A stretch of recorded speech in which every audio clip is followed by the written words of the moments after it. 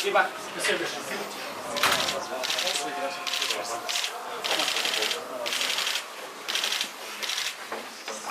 Молодцы, ребята, поздравляю вас. Поздравляю.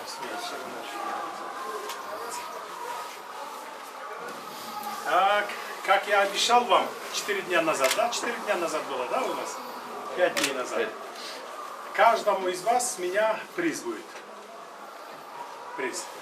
Так, главный тренер вы, да? Да. Поздравляю вас.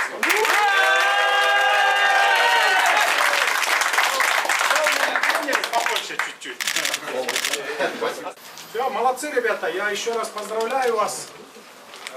Насколько я понимаю, вы на 3-й дивизион переходите, да? Да.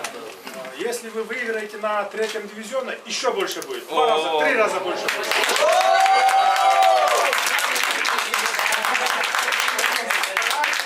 Обязательно играйте, подтягивайте других ребят.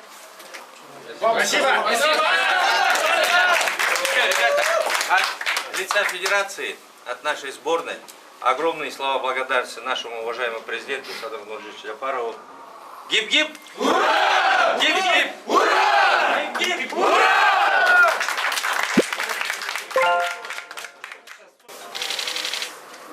Так, веселее давайте, ребята, вы чемпионы!